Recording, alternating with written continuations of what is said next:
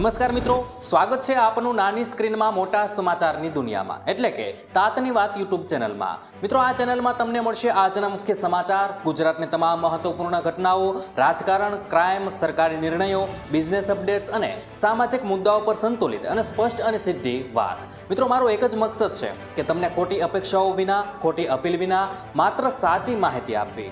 જો તમારે ગુજરાતની પળે પળના સમાચાર જાણવા હોય તો આ ચેનલને સબસ્ક્રાઇબ કરો, બેલ આઇકન ઓન કરો, લાઈક કરો અને તાતની વાત યુટ્યુબ ચેનલ સાથે જોડાઈ જાઓ. આવો શરૂ કરીએ આજની વાત.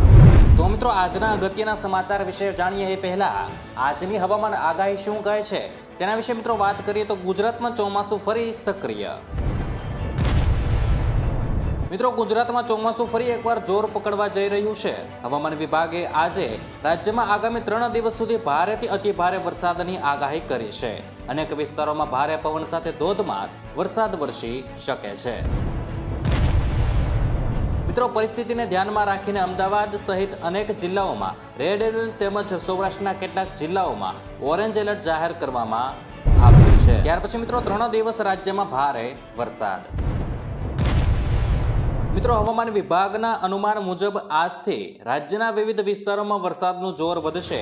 કેટલાક વિસ્તારોમાં ભારે પવન સાથે અતિ ભારે વરસાદની શક્યતા છે અને નીચાણવાળા વિસ્તારોમાં પાણી ભરાવા, નદીઓ અને નાળાઓમાં જળસ્તર વધવા તેમજ વાહન વ્યવહાર પ્રભાવિત થવાની સંભાવના વ્યક્ત કરવામાં આવી છે. મિત્રો, કાલ માટે અમદાવાદ જિલ્લામાં અત્યંત ભારે વરસાદનું રેડ એલર્ટ જાહેર કરવામાં આવ્યું છે. ઉપરાંત આણંદ, વડોદરા અને ભરૂચ જિલ્લામાં પણ અતિ ભારે વરસાદની સંભાવનાને પગલે રેડ એલર્ટ જાહેર કરાયું છે. મિત્રો, સ્થાનિક વહીવટી તંત્રને જરૂરી સાવચેતી રાખવા અને બચાવ દળોને સ્ટેન્ડ બાય રાખવા સૂચના આપવામાં આવી છે. ત્યાર પછી મિત્રો દક્ષિણ ગુજરાતમાં પણ ભારે વરસાદની આગાહી. મિત્રો, દક્ષિણ ગુજરાતના સુરત, તાપી, ડાંગ અને નર્મદા જિલ્લામાં પણ આજે અત્યંત ભારે વરસાદની આગાહી સાથે રેડ એલર્ટ જાહેર કરવામાં આવ્યું છે. મિત્રો, આ જિલ્લામાં ભારે પવન ફૂંકાવાની શક્યતા હોવાથી લોકોને બિનજરૂરી મુસાફરી ટાળવાની સલાહ આપવામાં આવી છે. ત્યાર પછી મિત્રો સૌરાષ્ટ્રના 5 જિલ્લાઓમાં ઓરેન્જ એલર્ટ જારી. હવામાન વિભાગે સૌરાષ્ટ્રના અનેક જિલ્લાઓમાં વરસાદનું અનુમાન વ્યક્ત કર્યું છે.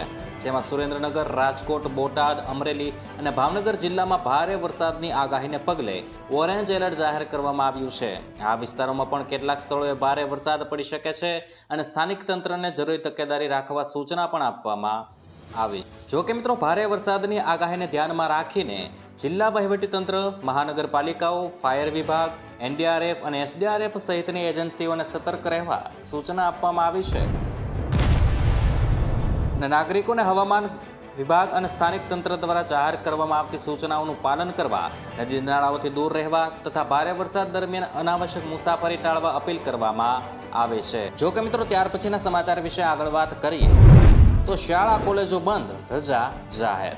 મિત્રો, અમદાવાદમાં આગામી 24 કલાકમાં ભારે વરસાદ પડવાની આગાહીને ધ્યાનમાં રાખીને અમદાવાદ મ્યુનિસિપલ કોર્પોરેશને તારીખ 31 જુલાઈએ શહેરની તમામ શાળા અને કોલેજોમાં રજા જાહેર કરી છે. વરસાદના કારણે શહેરમાં પાણી ભરાવાની શક્યતા અને વિદ્યાર્થીઓની સુરક્ષાને ધ્યાનમાં રાખીને આ નિર્ણય લેવામાં આવ્યો છે. મિત્રો, વડોદરા જિલ્લાની શાળા કોલેજોમાં આજે રજા જાહેર કરવામાં આવી. ત્યારબાદ મિત્રો મહત્વના સમાચાર વિશે આગળ વાત કરીએ તો ઘર બેઠા મેળવો નવું વીજ કનેક્શન. મિત્રો, નવું મકાન બનાવ્યા બાદ વીજ કનેક્શન મેળવવા માટે હવે ઘણી વીજ વિતરણ કંપનીઓ ઓનલાઈન અરજી સુવિધા આપી રહી છે. આધાર કાર્ડનો ઓળખ અને સરનામાના પુરાવા તરીકે ઉપયોગ કરી શકાય છે. સંબંધિત વીજ કંપનીની વેબસાઇટ અથવા તો એપ પર ન્યૂ ઇલેક્ટ્રિસિટી કનેક્શન વિકલ્પ પસંદ કરી ફોર્મ ભરી નાખો અને જરૂરી દસ્તાવેજો અપલોડ કરી નાખો. અરજી બાદ એપ્લિકેશન નંબરથી સ્ટેટસ ટ્રેક કરી શકાય છે. ત્યારબાદ મિત્રો મહત્વના સમાચાર વિશે આગળ વાત કરીએ તો ક્યારે આવશે ખેડૂતોનો 24મો હપ્તો.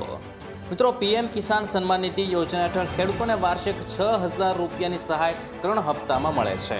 અત્યાર સુધીમાં 23 હપ્તા જાહેર થઈ ચૂક્યા છે અને હવે 24મો હપ્તો નવેમ્બર 2026 સુધીમાં આવવાની શક્યતા છે.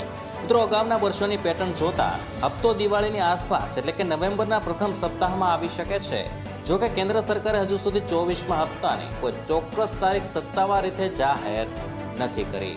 ત્યારબાદ મિત્રો મહત્વના સમાચાર વિશે આગળ વાત કરીએ તો ખેડૂતો માટે ખૂબ કામની છે આ યોજના. મિત્રો, સરકાર બાગાયતી ક્ષેત્રને પ્રોત્સાહન આપવા MIDH યોજના ચલાવે છે. મિત્રો, આ યોજના હેઠળ ખેડૂતોને ખેતીની ટેકનોલોજી, ગુણવત્તાયુક્ત વાવેતર સામગ્રી અને ઉત્તમ જાતોની માહિતી સાથે તાલીમ આપવામાં આવે છે. મિત્રો, દેશમાં 61 તાલીમ કેન્દ્રો કાર્યરત છે. Poly house, shade net house અને પ્લાસ્ટિક ટનલ જેવી સુરક્ષિત ખેતી માટે પણ નાણાકીય સહાય મળે છે. સરકારનો હેતુ ખેડૂતોની આવક વધારવા અને બાગાયતી ક્ષેત્રને વ્યવસાયિક ખેતી તરીકે વિકસાવવાનો છે. ત્યાર પછી મિત્રો, આજના અગત્યના સમાચાર પર એક નજર કરીએ તો 3 ઓગસ્ટ સુધી આંગણવાડીઓ બંધ. મિત્રો, અમદાવાદમાં ભારે વરસાદની આગાહીને પગલે આંગણવાડીઓ બંધ રહેવાની છે. અમદાવાદ મ્યુનિસિપલ કોર્પોરેશનની તમામ આંગણવાડીઓ 3 ઓગસ્ટ સુધી બંધ રહેશે અને શહેરમાં આગામી દિવસોમાં ભારે વરસાદ પડવાની આગાહીને ધ્યાનમાં રાખીને આ નિર્ણય લેવામાં આવ્યો છે. મિત્રો, બાળકોની સુરક્ષાને જોતા AMC દ્વારા આ પગલું ભરવામાં આવ્યું છે. ત્યારબાદ મિત્રો, મહત્વના સમાચાર વિશે આગળ વાત કરીએ તો મોંઘવારી માટે તૈયાર રહેજો, ભાવ વધશે. મિત્રો, ઓગસ્ટમાં તહેવારોની મોસમ શરૂ થતાં જ ફુગાવો વધવાની શક્યતા છે. ચા, કાર, ટીવી, રેફ્રિજરેટર અને કપડાં જેવી ચીજવસ્તુઓના ભાવમાં 6 થી 8% સુધીનો વધારો થઈ શકે છે. મિત્રો, જૂન 2026માં રિટેલ ફુગાવો વધીને 4.38% થયો હતો અને ખાડી યુદ્ધના કારણે કાચા માલના વધેલા ભાવ, પરિવહન ખર્ચ અને મોંઘા શિપિંગ ભાડાને પરિણામે કંપનીઓ પોતાનો ખર્ચ ગ્રાહકો પર નાખી રહી છે. મિત્રો, આ સતત ત્રીજો ભાવ વધારો